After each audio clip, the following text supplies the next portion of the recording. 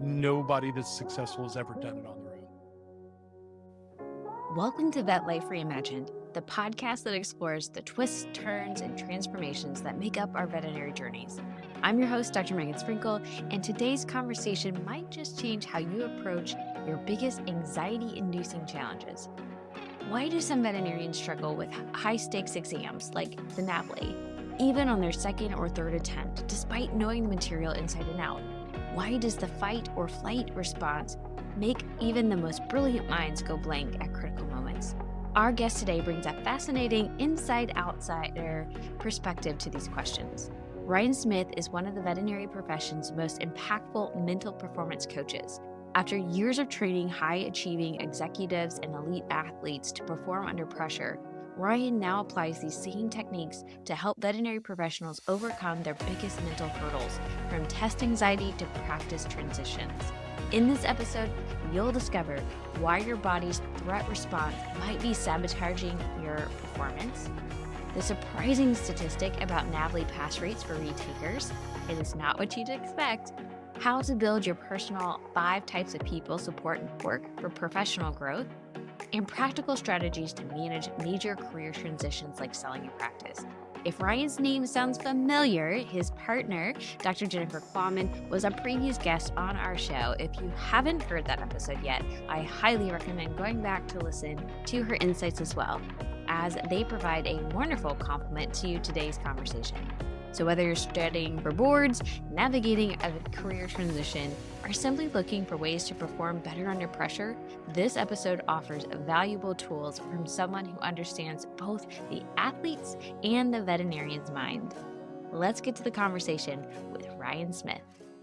I'm curious about when you look back on your younger self, are there any things like that you can share that kind of maybe contribute to who you started to become and maybe some interest that you were starting to develop? Yeah, I can say I absolutely had no idea I was going to be anywhere near vet med. I did grow up in the horse business, so we had 25 horses. So there was veterinarians on the farm all the time doing stuff, and of course, we, as your typical horse owners, you do most of the work yourself, and then it's only when you really have things that are above your head that you have to go to the veterinarian, because you try to kind of watch the budget on those kinds of things, because horses are not cheap to keep. Well, and when you have as many as we did, that's one of the things. So I really never was oh my gosh, I want to be in veterinary medicine. It really just came when my partner, Dr. Jennifer Quammen, and I had a conversation on the way back from AVMA headquarters about what is her career going to look like? What am I doing? I'm looking at some career changes. And she basically said, why don't we take what you do and apply it to my profession? And that's how I entered into the veterinary world, right? I call myself an inside outsider, because I'm an outsider because I'm not a veterinarian, but I'm an insider because I'm so connected and see so much that I get a different perspective on it.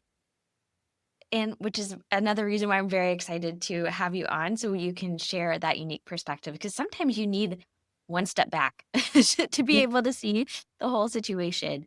So I know that when you were going through college and starting to develop your own career, you were starting to get into exercise and human performance. Mhm. How did you kind of discover that that was something you were interested in and wanted to potentially make a career out of it when you were getting into college? Yeah. So again, not one of those things I ever grew up. I was not a big sports person growing up. And so I actually started undergraduate in computer science and was looking at computer science and maybe engineering. And then I took this class. Actually, the kind of impetus was I lost 3 grandparents to 3 different types of cancers in 6.5 months when I was in my sophomore into junior year of college. And it really devastated me emotionally from that. It's almost dropped out of college, almost a lot of things that went there. And then I took a weight training class, which the instructor was, she was amazing as far as the weight training class. And then that led into me switching careers or switching majors into exercise science with a minor in business, and starting to work at a health club and doing all kinds of things. And that led into 30 plus years of coaching along the way. So I typically don't follow your traditional path of what most people do. That's fine. I have many of those on this podcast too.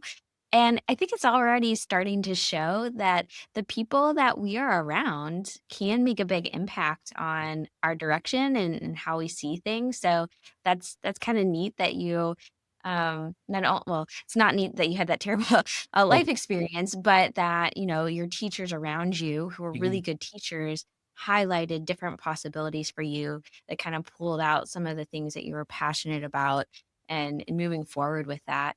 And so I also know that while you were working into exercise and human performance and personal training, you also got an interest in finance there a little bit. So it sounds like you were getting lots of different interests.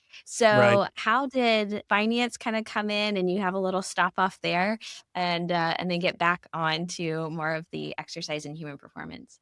Another one of those weird journeys. So I grew up with entrepreneurial parents. So they were teachers and then they left teaching and opened their own business and they owned a art gallery and custom framing for years. So I was like always around entrepreneurial and other business owners.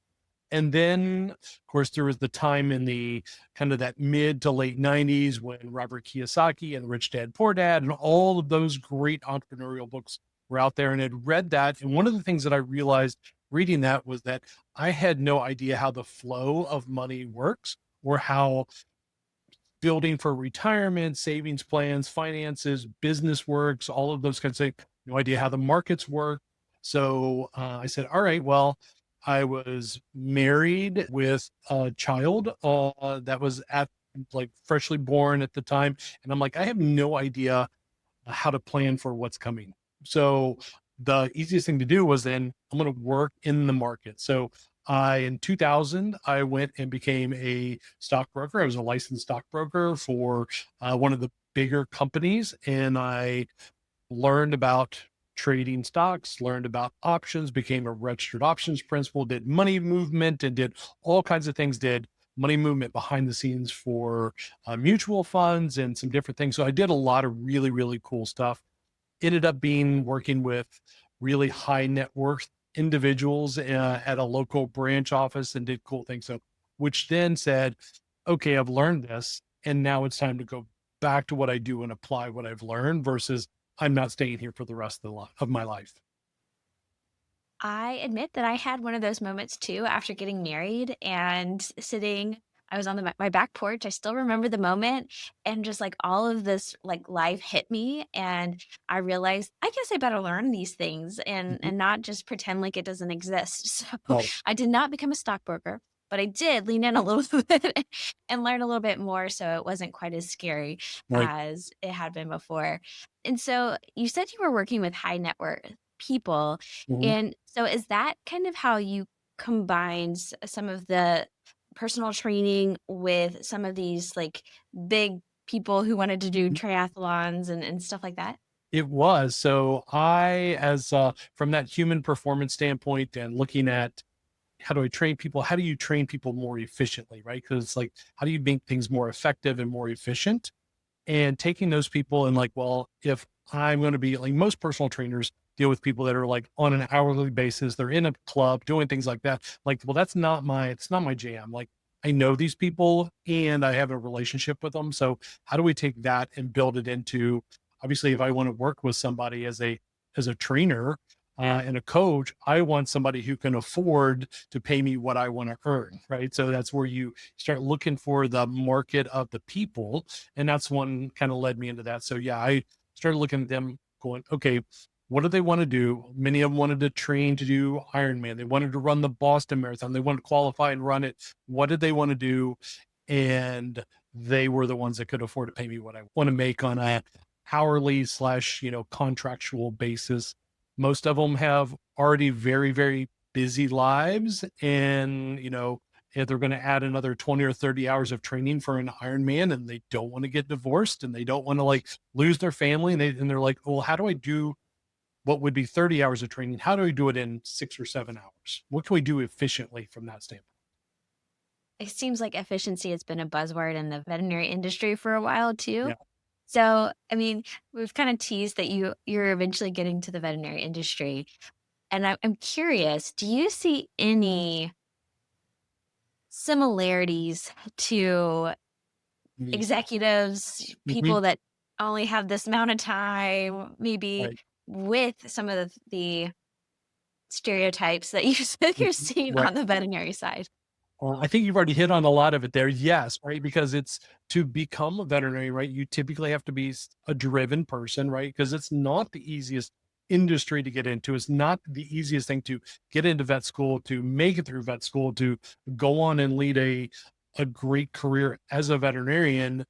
And again, don't want to just put this on veterinarians. I think it applies to anybody in the veterinary profession. But again, to go through the process to become a doctor is not a light decision to be made. So you have a busy life, things are going on, you've got a lot going on.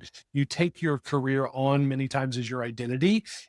And what do I do from there? How do I take care of myself? And I've also found that many times people that are really good at what they do, whether it be a veterinarian or executive, they also go, well, if I'm smart enough to do this, then I'm also smart enough to do that. And when they do that, then they realize that they don't have the education, they don't have the systems in place to do this other thing, even though they were experts at one thing. So they need somebody to come in and do that. So that was kind of my foray into the veterinary world, was seeing how much veterinarians actually looked like many of the athletes that I coached. Yeah. Actually, we did an episode with Dr. Jen Quammen, your wife, and one of the things that I saw someone comment about was that they really related to that analogy of the endurance athlete when it came to being in the veterinary industry. So I thought that was good to kind of bring back out again. And I'm curious, you were mentioning that you had a child when you were looking at the financial things too. When did you meet Jen? Was she done with vet school, before, during? Like, how did that align? Yeah, that it was actually years after that. So this was like my son was born in 99. I entered the Okay. financial world in 2000. Jen and I Yeah. met in 2013. So I was Okay. divorced, and um it kind of led into, she was working out at a gym that I did some training for, and she took a running clinic class that I had, and that was just that kind of built a friendship. Really, the if you know Jen, this funny story that she will debate but then agree with is, I was at the gym one day taking care of for my friend, and she walked in. She says, "Who are you, and what are you doing in my gym?" And right, and that was my first introduction to her, because she's not one to be timid about introducing herself to people. And that kind of first developed into our friendship, and then ultimately developed into a relationship down the road. So, yeah. And then it led into, hey, why don't we do what you do and apply it to my profession? And that was in 2014 when veterinary coaching was born. Okay. So you had kind of a quick deep dive into veterinary medicine at Yeah. that point. Okay. So yes, also because this is going to be part of our conversation too, is not only were you helping people train in a physical capacity, Mhm. right? These are pretty intense things, especially if you're trying to be quite efficient in that work. But you also started getting interested in more of the, like, the mental health aspect of things Right. too, or maybe not necessarily just mental health, but like the mentation Right. of this Yeah. as well. Right. Like So mental performance. Yeah. yes. So do you mind sharing a little bit about how you had to make that click too? Sure. So taking that transition of working with people that were busy, and things are like, oh, I see people doing 30 hours a week of training, and it's like, how do we make it more efficient? And then kind of working through the mental aspect of shifting, of going, I don't have to train for 30 hours a week. There are ways of doing this in 6, 8, 10 hours a week. That was a shift. But then dealing with people from injury standpoint, and coming back from injuries. When people are training a lot, they kind of move into it. A lot of times there's obviously injuries that are involved. And then for myself, I was in the midst of training for an Ironman, had it was a super easy inguinal hernia repair in the middle of training. And with that, had obviously antibiotics, and antibiotics killed off my gut biome, which led into chronic pain and all kinds of things. Like, physically, I was there, but I was dealing with pain from the aftermath of the surgery, which then trying to come back and like go, okay, well, how do I overcome this? And Or if I can't, how do I shift my own perspective and what do I do from that? And just until even recently, like I hadn't been able to run for 11 or 12 years. It was painful to run. And it's like, I'm starting to build back into that now. And just, again, just very short runs doing things. So dealing with that chronic pain for a long time was kind of, how do I shift it? How do I overcome it? How do I like figure out what I want to do? So that led into NLP, which is neuro linguistic programming, which goes back to the 70s by Doctors Bandler and Grindler, and then led into hypnosis, and then led into all other kinds of aspects. I'm actually a certified hypnotist as well. So there's like all kinds of things that dealt with from the aspect of the mental performance. And how, again, how do you, I don't want to call it hack that because that's such a buzzword anymore, but like, how do I shift things? How do I learn and really change it and make it a permanent shift in my psyche? There's a lot to be said of the way that we choose to perceive something. Mhm. uh, and I remember you told me that story too when I asked if you've ever had a personal story where you also had to kind of struggle with a unexpected change that maybe impacted even your personal identity. And that was the story you shared. Because the other thing about a lot of people in veterinary medicine, I will raise my hand to this, is that we try to plan things out. And so again, we get on this, I go to college, I do this to get into vet school, Mhm. and then I'm going to do this. And so there's like this very long path because of how long the schooling takes. And when something comes up that was not in our plan, that can impact us greatly because we've been so set on this is who I am, this is what I'm going to do. Mhm. And when we got on our first call, the stat that you said that now that you are working with the veterinary professionals, that 80% of your coaching is now new graduates who have not passed the NAVLE. And again, Mhm. it's that unexpected thing that was not part of the plan. I was supposed to pass so I can keep going forward. I'll take us one step back because that's where we're going. Okay. But when you said you were in the car, that had personally happened to you, right? Like you Mhm. were something unexpected happened. You Mhm. were trying to understand what's next for me. Like, where do I want to go? And you're on a long car ride coming back from an AVMA conference or convention. And you and Jen are talking about, both of you are probably, or I think we're kind of wondering, what is kind of the next thing for Mhm. us? And what was that conversation like? And what was going through your mind when you started thinking about, can I do this with veterinary professionals? Right. Yeah, it was an interesting because it was Jen's first meeting on the Council of Veterinary Services at AVMA headquarters up in Schaumburg. So we were up there. She was meeting the new members of the council and doing all of the, like the networking things. And I got to go to the dinners and, meet like AVMA staffers. And then we were on the way back and she was at a point, she was medical director of a clinic and that she had been the technician at beforehand. And so she had come out of school and quickly moved into the medical director. Again, you're now as a medical director, here you are with the owners, you're telling the owners how to do charts and all kinds of things like that, right? And then she's like, but I don't know what I want to do. What's my next step? Am I going to do sports medicine? Am I looking at, an East meets West philosophy? I don't know what I'm going to do.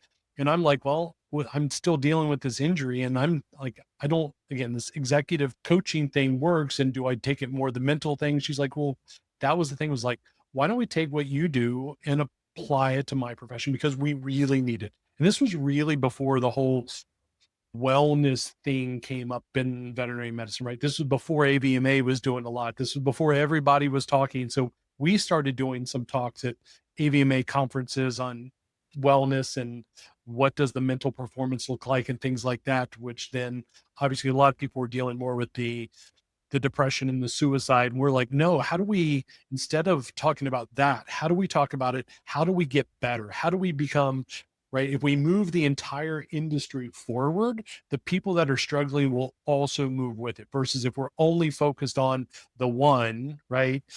That's the only thing that we can see. Whereas if we can go like, no, everybody moves, everybody gets better. And that was where we kind of started speaking and doing a lot of those things. And then ultimately transitioned into more the coaching aspect of it. So the initial was speaking and talking and doing how do we help everybody and doing some one-on-one stuff. Now it's almost all one-on-one and small group coaching. Yeah. Well, thank you for bringing that back up because I think that's an important point is that when you started this was not like where you have well-being talks all the time when you have whole tracks now at conferences. This was before where I mean people still remember when it was a little more taboo to talk Well, about some of these things. Again, you just kind of keep your head down and keep pushing forward. Suck it up, buttercup kind of thing. mhm, So as you were starting to have these conversations, you talked a little bit about it, but how was it received and how have you watched this change? mhm, And any comments on maybe that change and maybe potential ways? Again, I think you were kind of hinting at it a little bit because unfortunately, I think it still kind of got stuck on the focusing on the negative. But what were you seeing? right. So, yeah, so the early days of the whole well-being and wellness and, veterinarians struggling, I think the biggest challenge there was I saw, as we alluded to earlier, I'm smart enough to be a veterinarian, so I'm smart enough to do the other things. And I saw the entire industry from AVMA to all the other organizations that were there that were going, well, we're going to solve our own problem ourselves. So instead of like thinking and looking at bringing in, how do you bring in again, mental health professionals? How do you, these are again, the early days. Now we do have mental health professionals that are in there, but we weren't seeing a lot of them. How do I bring in wellness people that can actually help with the mental aspect of it? And again, nutrition and exercise and stress management and all of those portions of it. It was, no, we're going to solve this ourselves.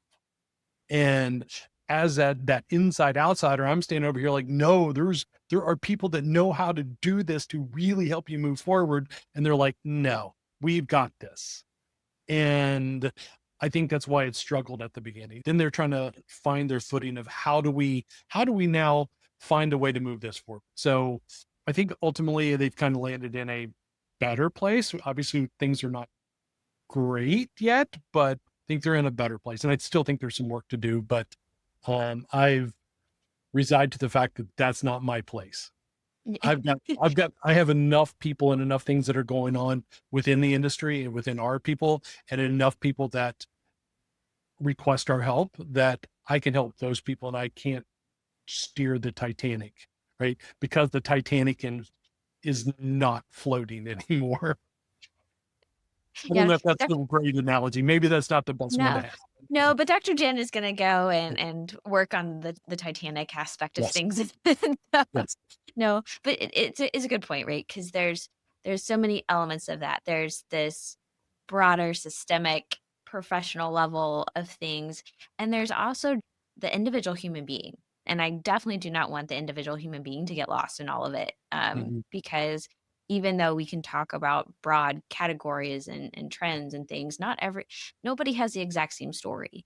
Just like some people pass the NAVLE and some people don't the first time. But then the person who did is going to have another challenge later on, right? Mhm. We all have our challenges. They're different.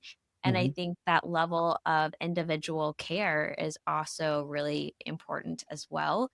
So we can't always assume that if we go to one conference talk about well-being, we're good to go Mhm. because it may not fully address your personal level of where you need to be. So I think we need people kind of on all sides of things to kind of move things Oh, in the right direction. So when you were first getting those one-on-one conversations, how are people finding you? What was kind of the focus then? And then how have you now come to the statistic that I brought up around, specifically not passing a very important test to get mhm. through the Right. veterinary process? Yeah. So the initial like business development was we were again speaking a lot. So we were speaking at conferences, and so we would speak at the Veterinary Leadership Conference at AVMA, other conferences, states, doing a lot of different things. Also speaking with SAVMA. We were on the SAVMA speaking bureau. So also for VBMA. So we had like a lot of things that we were really speaking. So that early days, we were actually talking more to students and instructors. So we had a lot of the schools that would bring us in to speak versus just being at conferences. And then that led into, obviously leads into people, right? If you've got 100 people in a room, there might be one or two people that are interested, right? So then they contact you and you kind of lead into that whole thing. And how do we personalize what your growth plan looks like? And that was the initial. Then it kind of moved into, we had somebody come to us and say, struggling with NAVLE, I've taken it a few times, don't know what's going on. I'm smart enough. I did well in school. Like, why can't I pass this test? And that one person led to 2, led to 5, led to 10. And here we are, really probably 9 years later on the NAVLE aspect of it. And again, it's not all been like huge groups. It started out as a 1 or 2 kind of thing, but now we run 2 cohorts, and starting next year, 3 cohorts a year of NAVLE coaching, which is somewhere usually around 20 people. And that's only because I just don't have the capacity for more. We usually get 40 or 50 people each cohort that are looking for help. And, we just unfortunately just can't take everybody. We just don't have the capacity for it. Yes. And I remember I had to ask you if all of a sudden you had to go deep dive and figure out all these veterinary facts. So Oh, you yeah. are if you were the one training the veterinary facts and you said, no, thank you, I gave that over to someone else. Yeah, so it originally started with Jen was doing the veterinary information part of the coaching, and it was me doing the kind of the overcome the stigma of not passing. Let's call it a trauma of not passing. It may not be the clinical term of a trauma, but it is a trauma when you don't pass. So like I was coaching the mental aspect. She was coaching the content aspect. And then as things progressed and Jen got vice president and she's traveling a lot and doing all those things, we had to find a different way to be able to coach the content. So we ended up bringing on and saying, all right, we need, from a group perspective, we needed a veterinarian who's an equine. And we've got a great one who's a friend who she's an equine veterinarian, but she's also a therio. We have a bovine veterinarian. He was a former assistant state vet. We've got a porcine veterinarian.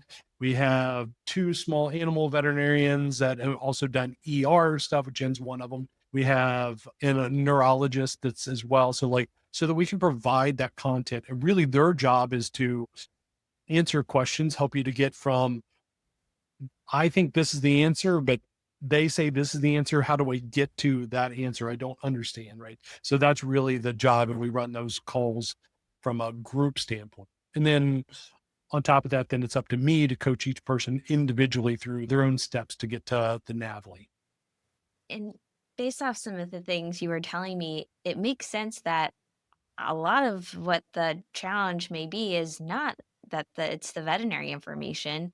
Mhm. It's probably more on the other side of things. And actually, I think I was just listening to a podcast and they were talking about how the pass rate of the European test was also going down too. Mhm. And they were saying like there's of all of these questions, there's a decent amount on some obscure Mhm. species, and it's like, how many veterinarians are really gonna work on that species, and is Mhm. that really the best indication that they can practice, Well, right? So, there's probably some opportunities to look at some of those things, mhm. but do you mind? Because I'm gonna get it wrong. You were sharing with me, like, the pass rate the first time around, Mhm. and then looking at the pass rate, like, second time Right. around, Right. and it is not what you would think it would be. So can you share that? Right. So there's what's first called the criterion group. And the criterion of NAVLE test takers is first time takers with no accommodations. So just you've got the normal 6 blocks, 60 questions, 1 day. That's your normal. That's considered the criterion. And it's the first time you've taken it. So the pass rate on that has dropped over the last, even looking back to 2017. I've got some stats that show on that, but it's kind of dropped a little bit. It used to be in that up in that kind of mid 90s percentage and is now in the mid 80s percentage on the first time. So we've dropped 10 percentage points on that. there's a lot of things, right? We've had COVID and we've had some things, but we've seen that drop. But then as soon as you move into what's called the non-criterion, the non-criterion are people that are either retaking the exam or retaking the exam with an accommodation, or are a first time taker with an accommodation. So that's kind of the three groups that are in there. But the vast majority of those are people that are retaking the exam. And obviously, there's a lot less people that are doing that than taking the exam the first time. But that pass rate has dramatically dropped over the years. And you would expect that, well, if I've seen this exam before, my pass rate's going to be higher because I know what to expect. I've seen the exam and I can go through it. But that pass rate has actually dropped to like around the 50% mark. So like 45 to 50% of those people fail this on number 2, 3, 4, 5, right? So it's, how do we overcome that trauma? That's the big one. So we only work with people that are retaking the NAVLE. We don't work with any first time takers. That would just be too much volume. And the psychology of retaking the test is different than your first time taking it. And you pointed out too that because these are often very high achievers who are getting into that school, Mhm. that not passing the NAVLE could be really the first major failure in their life. And that's where you were talking about this can be treated like a trauma. And I don't Mhm. know how you feel. I've heard people talk about big T trauma and little T trauma. I don't know Right, all that, but right, what trauma is trauma. right. And it should be taken with care. So, Mhm. is that a big part of it? Where we were also talking about the high achievers, the athletes, the where it is. Yes, there's some more physical, like understanding course material, but then there's Mhm. also that understanding yourself and what's going on inside of the head aspect of things. Yes, very much so. I think, right, veterinarians understand animals, but they don't understand the human animal because that's all we are, is we're a human animal or a two-legged animal, right?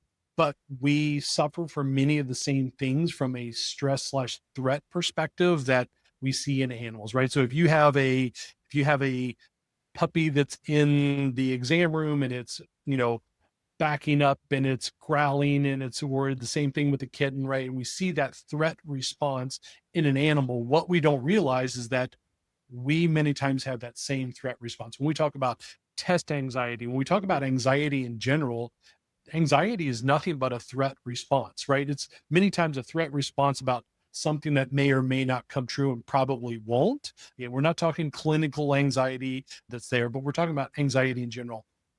And if it's a threat response, that means that the body is doing threat response things. What is that? Oh, my gut shuts down. Okay, if my gut shuts down, that's where 70% of my neurotransmitters are made and housed, right? So if my gut shuts down, I don't have those quote unquote gut feelings that I know how to answer those exam questions.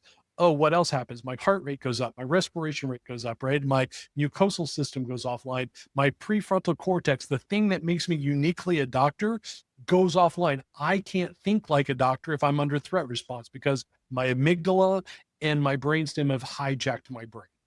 So you can be super smart. And as soon as you get into that threat response, trauma response, anxiety, whatever you want to call it, your gut shuts down, your prefrontal cortex shuts down, which means that you don't have access to the information to be a doctor that you need to be on the test. Well, this starts even making me think of even for the people who pass the NAVLE and get into practice the Mhm. first little bit, Uh-huh. that is extremely anxiety inducing. And and so I'm guessing some of those come into play too when you are Right. nervous about something and you feel out of place. And if you Hmm. aren't talking to yourself and kind of getting in the best mindset, Hmm. all of that training, which is in the noggin, doesn't necessarily Right. it's not being allowed to come to the surface Right. because of that response, the Exactly. natural survival response. Exactly. Right. And as a human, if I am in threat response and I go into an exam room or I go into a stall with a horse and that horse is calm and I'm jacked up, unstressed out, that animal picks up on that. We have the data, we have heart rate variability data that shows how the nervous system in an animal will change based upon what's going on in the nervous system of the human. And actually, so if you walk into that room and the animal's calm, you can absolutely make that animal threat response, right? You can make them anxious by just walking in the room because you are. But in Oh, counterpart, if you know how to control that, you know how to manage that threat response, you can have an animal that's in threat response and you can bring them out of it because you know how to manage what's going on in your nervous system. So a lot of these people that we work with from the NAVLE, they get to carry these tools through their entire career. well, is there any other tip that you like to share maybe when you do speaking engagements? So maybe something a little more broad that could be a tool or resource that maybe people could use? Yeah. So one of my favorites is actually a breathing pattern. So, and, we talk a lot about there's people that do yoga breathing, and you'll hear a lot of times people talk about box breathing, which is the inhale for 4, hold for 4, exhale for Yep. 4, hold the exhale, right? So, which is a very that comes actually out of the military using that with military snipers. That's where that comes from. So, right, people that are in a very high tense scenario. But when we understand again human threat, so here's a weird thing. So when I inhale, my heart rate actually goes up, right? Just for that moment, just when I inhale. Why? Because I fill these two things that I call balloons that are called lungs, right? And I fill them, which means that my heart has less space to contract. So when I inhale, I fill that gap, heart rate goes up for a moment. So thereby when I exhale, right, my heart rate can go back down. Well, knowing these two facts, if I were to inhale for 4 and I were to exhale for 8, right? Where is my heart rate trend going to go? Is it going to go up or is it going to go down? It's going to go down because I exhaled longer because I've created more space, right? And then if I repeated that again, I'm going to take the trend down more, which means that interrupts the entire cycle of heart rate going up, respiration rate going up, gut shutting down, all of those things. So it's real. We call it a 4-1-7, which is inhale for 4, hold it for 1, exhale for 7. And if I can repeat that 2 times, I've shut down, I've interrupted the whole threat/stress cycle. That's interesting because I didn't know about the 4-1-7, like all of that, but I do that sometimes where I just do this very long exhale. Mhm. And I don't know if anybody else, you feel really good after you do it Right. because it also kind of releases some of Mhm. that built up tension too, I think. Exactly. So not only the Shoulders heart rate, drop, but muscles yeah, relax. it's just Yeah. like the whole body is just kind of like Right. goes into it. Yeah. So I think Yeah. that is a very good one because and you can do it anywhere, anytime. You don't have to make it a nice, a dramatic, exhale Yeah. like sometimes I do for fun, but but it could be internal, so no one's Mhm. seeing you do that. Yeah. I love things that can be done anywhere, anytime, and nobody even knows that you're doing it, right? Because there's things that we do, right? I'm not going to go sit in the corner in the lotus position, practice my breathing, right? In when you're at the clinic, you're not going to, that's not something you're going to teach people to do. But if I can just look up, take that in, right? Because we're triggering the vagus nerve, we're triggering the diaphragm, we're doing all that. We're literally shutting down and interrupting the threat response, which means that I'm just a calmer person. All of my muscles are going to release. All of the threat response goes away. Yes. And again, not this can be taken in so many different ways. And I know that one of the other big categories that you have started to focus on when it comes Mhm. to certain points in a veterinary career, you call it the bookend. It's like the getting started, right? And then Mhm. also where someone might sell their practice. And that is also a big change. You would think it would be a good thing, right? Like Mhm. that's often what some people are working towards is making this Mhm. business and being able to sell it and potentially retire or go do whatever. Mhm. But when everything you have done has gone into being doctor or it's not just doctor to home practices, going into building Mhm. this business, this baby often, and then it's gone. Or actually, you said it's not always that you sell and leave. Mhm. Sometimes you sell and then stay, which Right. means you now go from boss to employee, which can Mhm. also be very challenging. So, do you Mhm. mind sharing a little bit about that kind of career transition and maybe taking some of these Right. skills and things to help with that. Yeah, I think there's, again, with the corporate ownership that has really come around since early COVID, and it's again transitioning a little bit. But again, if you've built something and your entire team relied upon you, you were the boss, your family relied, like all of that, that not only was veterinarian, if you were the veterinarian, but you were that was part of your identity, right? So that practice was also part of your identity. And now we make the sale. So, right. So we generate many times, either we get out of debt or we have a large surplus of income that automatically comes into us. And we don't know how many times how to manage that money. But then we go from being the boss to the employee that's a pseudo boss, right? Because the community at large many times assume that it's still owned by you, right? So, but things have changed behind the scenes, but you're still kind of the boss, maybe not, but who knows? And the staff doesn't know who's the boss, and all of those kinds. And it's really emotionally hard because now you went from being the owner, everything relies upon me, to now everything relies on a corporate, but still it all falls to me. And I'm contracted here for 1, 2, 3, 5 years, whatever it might be. It's a really big mental change on how do I manage that? And again, if you're 65, 70 and you're doing this, and it was always old Doc Jones's clinic down the street or whatever it might have been, that's a big change. You're like, I'm looking for a retirement, but now I can't retire because I have a contract with these people.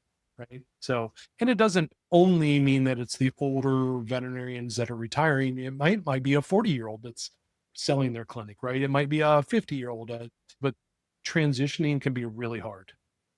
It's a really, really long way to get there. But Oh, no, not at all. This podcast, we talk a lot about transitions because it's very natural in life. Things change, whether it's planned or not. You have a child, you get divorced, you move. These things they say are some of the most stressful things. Changing jobs, like all of these are extremely stressful. A lot of times they can be quite good, but still it's hard because it's a transition. And yeah, you're going from something that you had gotten into a habit and you had maybe even created an identity around something and then you have to change. So, what's the challenge of trying to do things yourself and then getting the community, the support that you need to also do it with others? If you understand my question. one of our favorite quotes that we use a lot is, and if you've probably heard it, Jim Rohn, or like one of the business coach, motivators, is you're the average of the 5 people you spend the most time with. And then if we only look at who are the 5 people I spend the most time with, and if you're in a veterinary clinic, it's like, well, there might be another doctor, there might be a practice manager, but there's usually another team around me that is a group of people. It might be assistants, might be technicians. There's a lot of things. So when I look and I'm like, how do I grow, or how do I change, and how do I manage this when the 5 people that are the closest to me are people that I see every day that are also going to go through the same struggle. So that's one challenge to look at from the 5 people that I spend the most time with. So we look at it as, what are the 5 types of people that I spend the most time with? What is my family / maybe it's a business partner or something like that?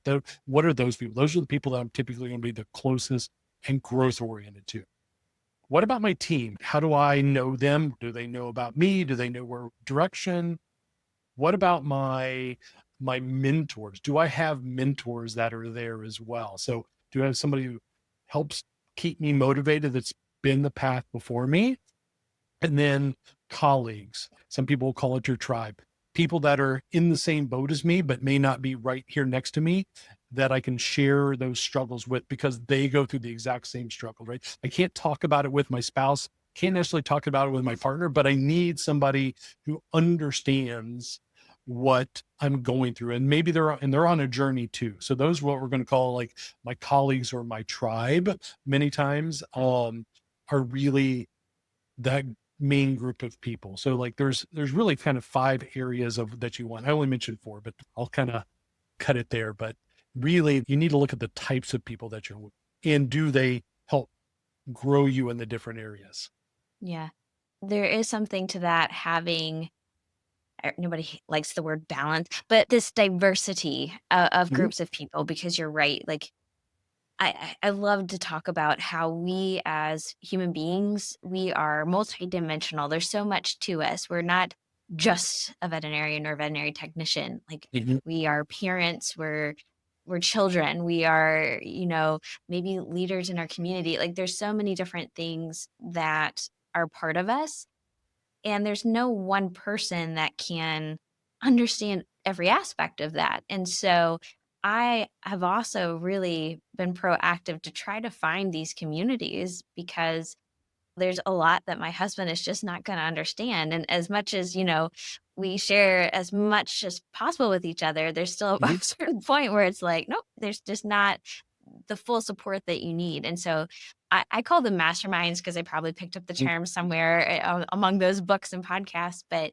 yeah, I have, masterminds of other veterinary individuals who are mhm, also entrepreneurial. And so we mhm, have these very unique challenges. But then there's that theme of veterinary medicine that we all relate to. And then I have a mastermind of nobody is a veterinary professional. We're mhm. all entrepreneurs that are trying to do side businesses and things. They don't understand anything on the veterinary side, but man, they know SEO and all those fun things that Mhm. I also need help with. And, Right. and so I think it's helpful to also just know that a lot of times it takes intentionality to go and find these as well because all relationships are two-sided.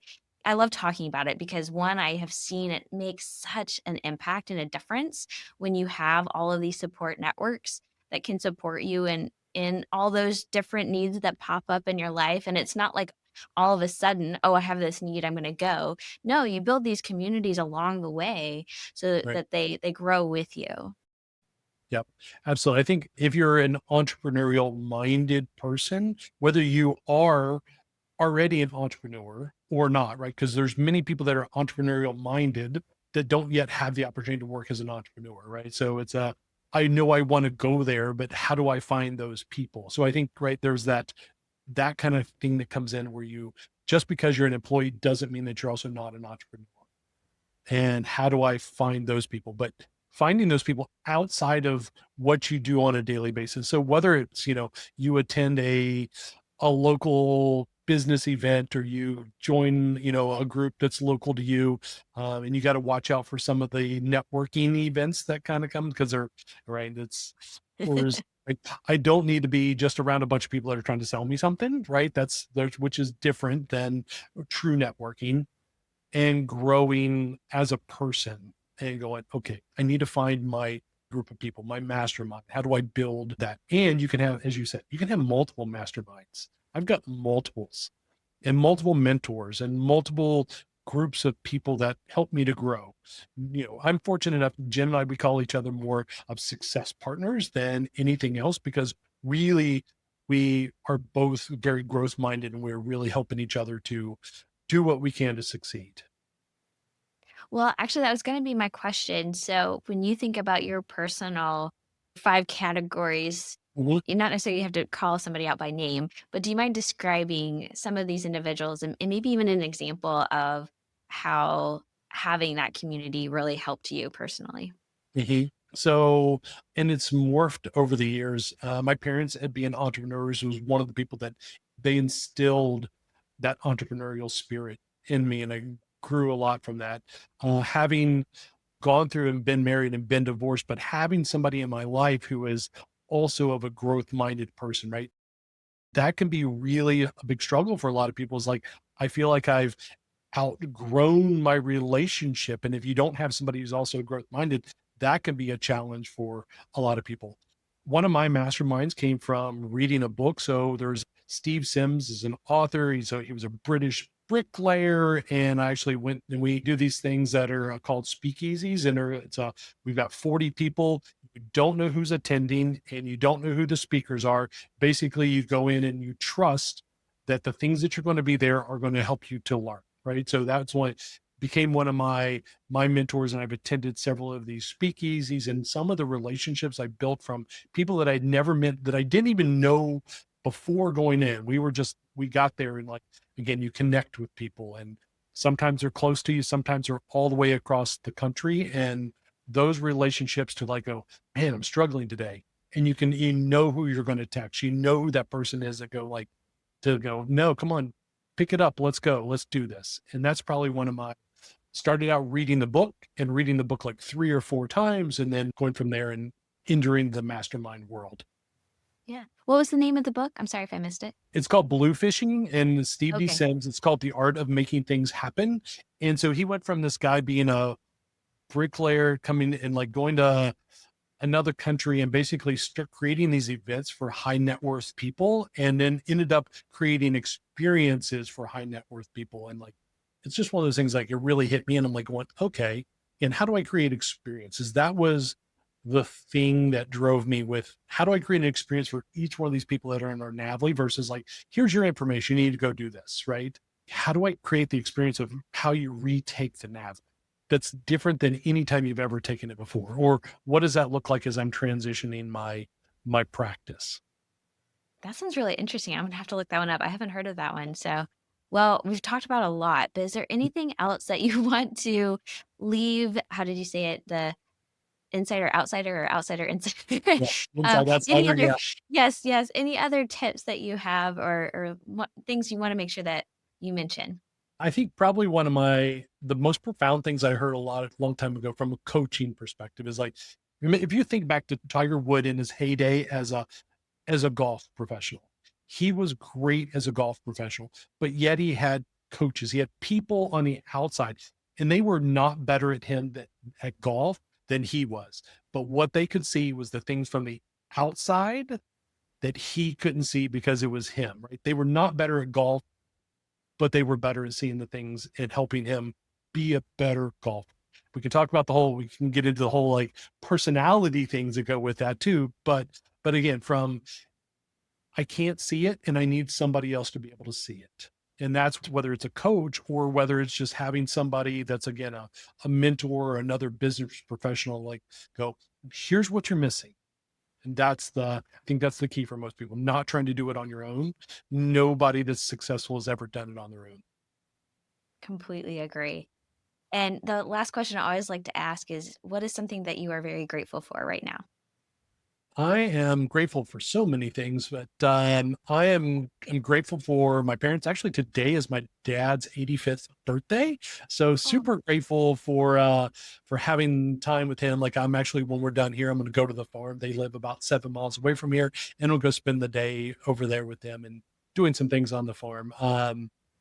That and just having people around that you love and say, I love you, and that mean it. Like, I have a 25-year-old son and he still tells me all the time, I love you, Dad. Right. And like, and at a time in their life when, even growing up as a teenager, that was not the words that you heard from them. I heard it from my son. So those close relationships are probably the thing that I'm the most grateful for.